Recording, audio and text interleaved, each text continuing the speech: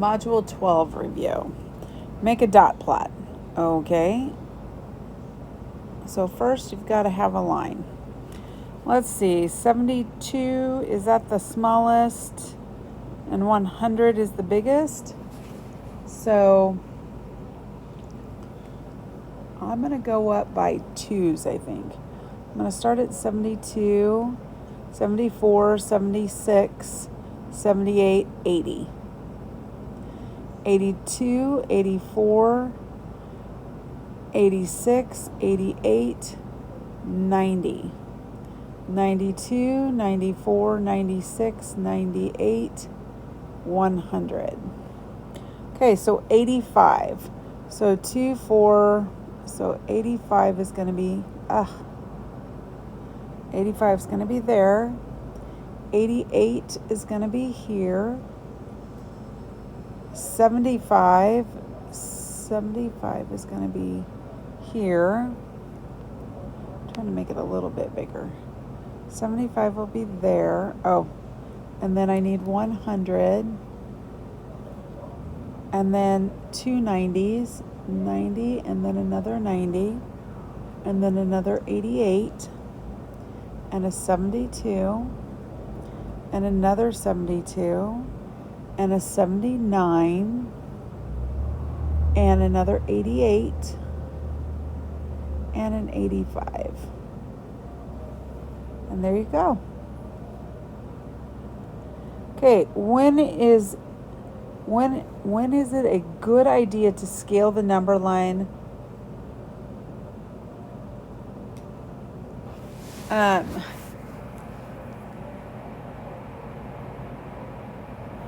Scaling the number line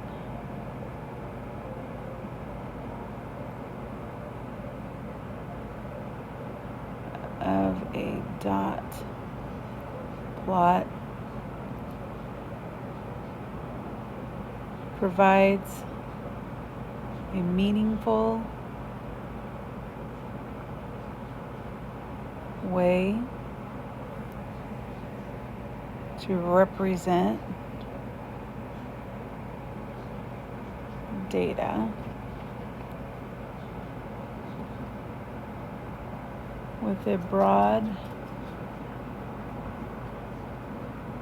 range of specific values.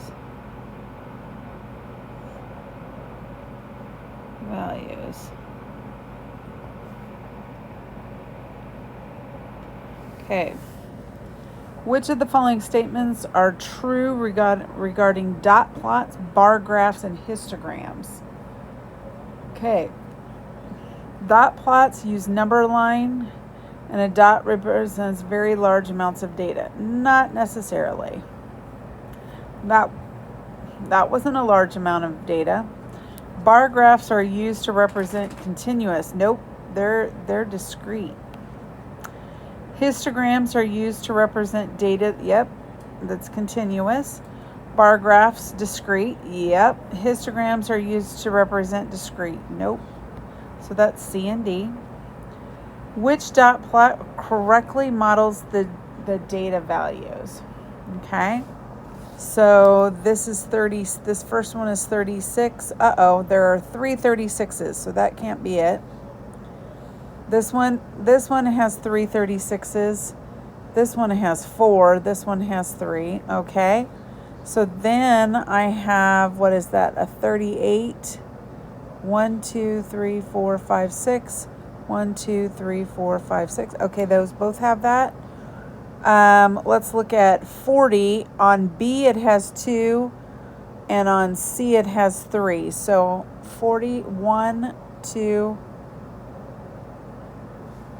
3. So that means C is the answer. Okay, so then it says, given the set of data, describe what size intervals could be used when making the histogram. Okay, so let's look at some of these numbers.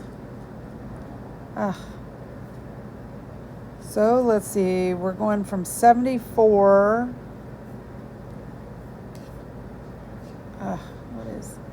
What is going on? Let's see. Got 74, 26, 32. We got 4.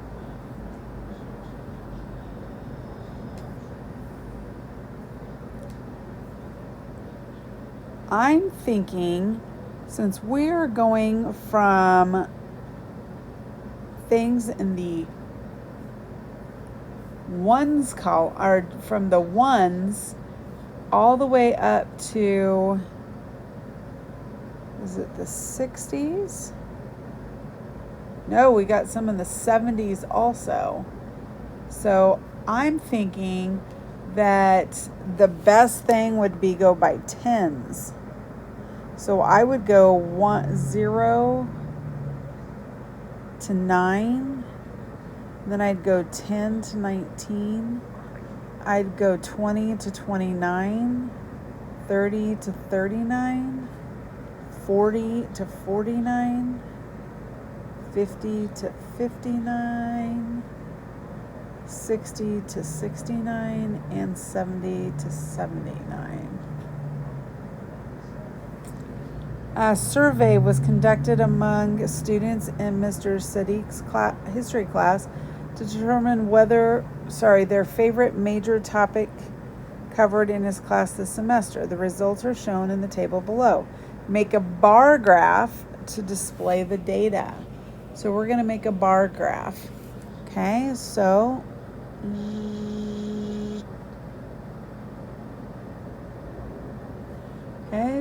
we're going to go, I don't know, let's go by twos.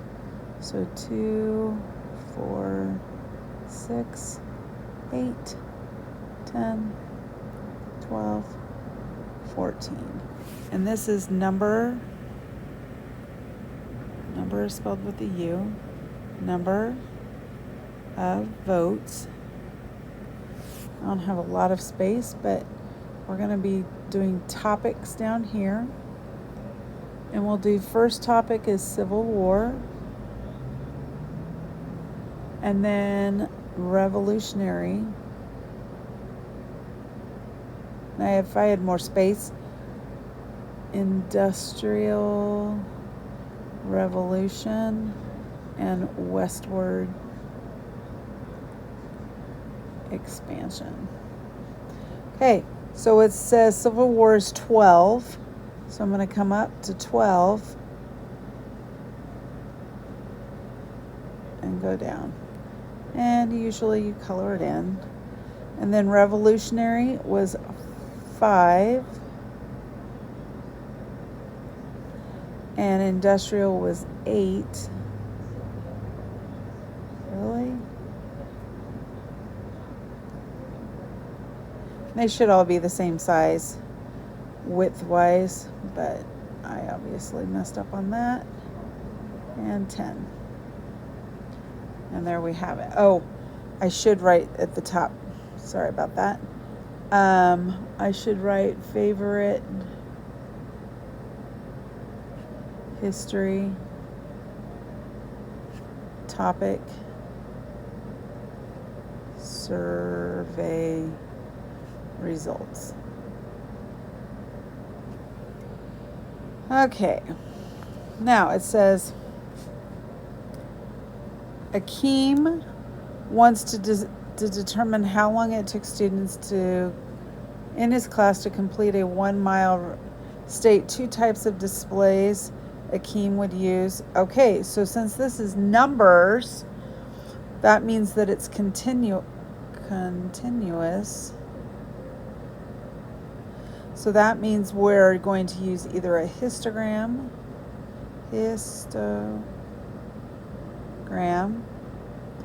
and the other one you could use for this is a dot plot.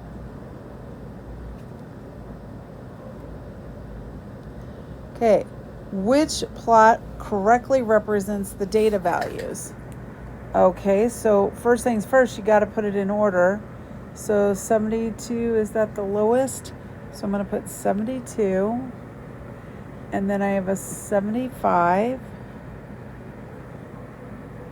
and then I have an 81, and an 84, and an 86, and an 87. And then I have two 90s, 90, 90, 90, 90.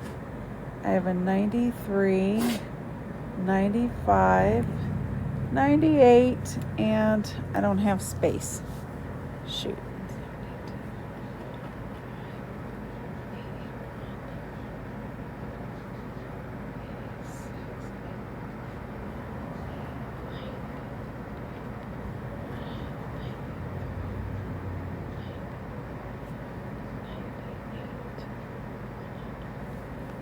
Okay, that's better.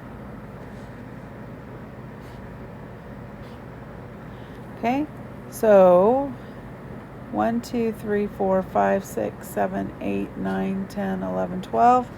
1, 2, 3, 4, 5, 6, 7, 8, 9, 10, 11, 12. So I have the correct amount. So I'm going to go in. How many to go in? 1, 2, 3, 4, 5, 6. 1, 2, 3, 4, 5, 6. So halfway in between here. So 90 plus 87, and we divide that by 2, and I get 177. So that's going to be, divided by 2. So that's going to be 86.5. No, that is not 86.5. Did I add that correctly? 88.5. Yeah, 88.5. So that's my middle. So 88.5, 88.5. This middle one is at 90, so that's not it. And that, I'm not sure about that one. Okay, so then I'm going to go and do, I'm going to come 3 this direction, 3 this direction. So it's halfway in between here. So that's going to be 82.5. And 3 here and 3 here, and that's going to get me 94. So, no, it's not A. So let's look. 82.5. Okay, we got an 82-ish. We got a 94-ish. 82-ish. Oh, this one says 96, so not that one. This one says an 82-ish. This is a 92-ish, so that one's not it. So that means C has to be the answer. Okay. So next one. Oops. The table shows the number of pages each student read in one night. Create a box plot to represent. Okay. So again, we want to go in order. So we have 8, 9, 8, 9. We have an 11. We have 2 13s, 13, 13. We have a 14. We have a 15, 15. 16, 17, and 22. Okay. So I'm going to go in 4 here and 1, 2, 3, 4. I'll go in 1 more here, 1 more here. So this right here is my median.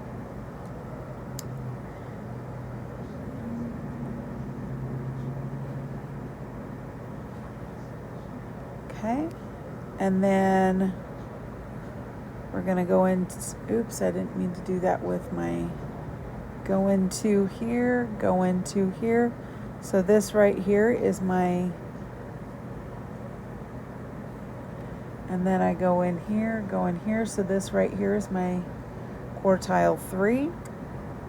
So I'm going to plot these points. So 8 is my smallest one. Then 14 or 11 is my quartile 1. 14 is quartile 2, or the median. 16 is the quartile 3, and 22 is the biggest number. So then I draw a box around. Oh, I hate when it does that. And this comes down. I draw my whiskers out, and voila. So 15 people in their 50s were surveyed about the number of apps they have on their cell phone. There was an assumption that all 15 of them owned a cell phone. The results are listed below.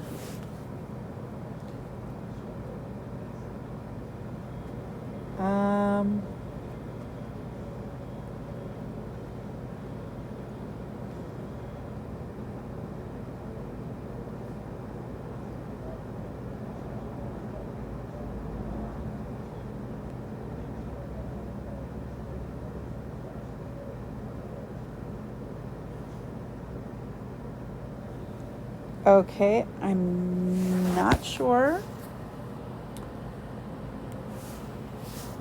Okay. What is the minimum? It's 0. What is the maximum? The biggest number is 22. Okay. What should the scale be going up by? So if I was to draw this, I'm going from 0 to 22. What should the scale go up by? The scale, I know this one doesn't have a question on it, but this is the question that is asking. It should go up by 1 or 2. Because if I did it by 1, yeah, you'd have to do 1, 2, 3, 4, 5. Oops, I need a 0 on there. 6, 7, 8, 9, 10, 11, 12, 13, 14, 15, 16, 17, 18, 19, 20, and 2 more. Or you could do it by 2, starting at 0. So 0, 2, 4, 6, 8, 10, 12, 14, 16, 18, 20, and 22. So you could do it by 1 or 2. Okay, number 11. The table shows the annual snowfall amounts for several towns. Which measure of center and measure of spread best describes the data? Okay, so remember that the other day when we were doing this, I'm going to come back to it real quick. Where's it at? This one right here. Remember that if it's a normal distribution, you should use the mean and standard deviation. If the mean and the median aren't right around each other, then that means that we should use the 5 number system or number summary. So let's come back over here. So if I was to do this, and I'm going to find the median. So if I'm going to find the median, I'm going to put it in order. So 54, 67, 73, 54, 67, 73 twice, 86, and 247. So 1, 2, 3. So 73 is going to be my median. Now, hopefully you noticed that all of a sudden that this number right here is going to skew this. This is going to be a positive skew. Okay, so when we do that, that's going to have a much bigger mean. So then that means that you would want to use the 5 numbers summary.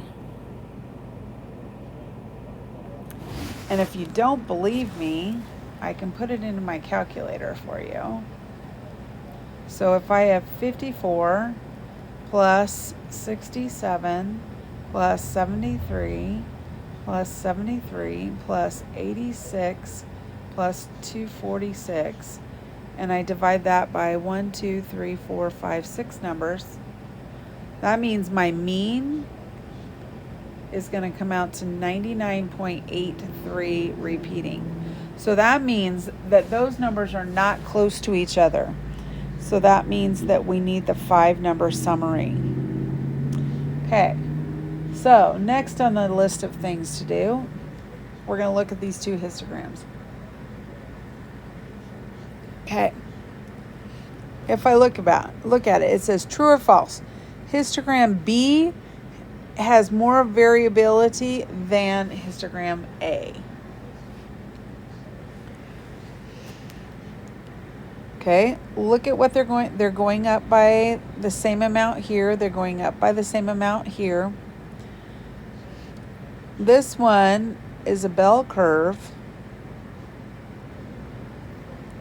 This one goes straight up, kind of goes, and then drops down. So which one is going to be more evenly distributed? This one would be more evenly distributed. So that means that this is a false statement. Okay, number 13. So it says the junior varsity team is selecting the color of their new uniforms. The team consists of 28 freshmen and sophomores. Of 16 freshmen, 17 went 7, 9 went black. Only 4 of the sophomores went black uniforms. How many team members, want red uniforms? Okay. So I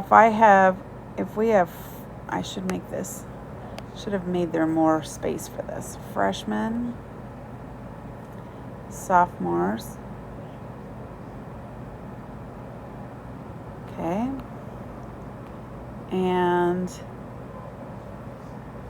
red uniforms, black uniforms. Red, black. Okay, it says of the 16 freshmen, so there are 16 freshmen, 7 went red, 9 went black. Only 4 of the sophomores went black. How many total team members want red uniforms? Well, the team has 28 people on it. So if there are 16, it's not moving. So if I had a little column down here that said total, that would total out to 28. So that means that there are 12 total sophomores. So that means that there are 8 of the sophomores that want red. That's 15, and this is 13. Sorry, I did not make that big enough for you. How many total team members want red uniforms? And that's 15. The table shows the frequency of the position for the different offensive players on a school football team. There are 38 offensive players on the team. Okay, suppose the junior player was picked at random. What is the probability that the player is a receiver?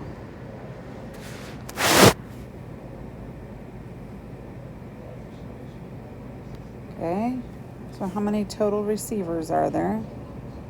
If I did totals over here, I would have 2 here. Oops. I would have 4 here. I would have 7 here. 6, 12, that's 25.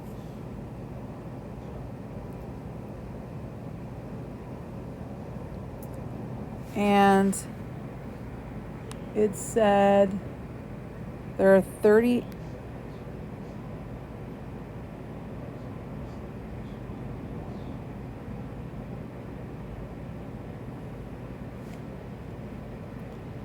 There are 38 offensive players on the team. Suppose a junior player was picked at random.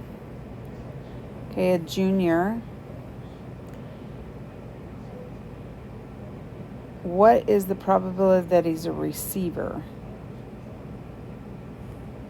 Okay, so that's that's 10. So 2 out of 10. So that's 1/5. I went the wrong direction. I was going the wrong direction. So 1/5.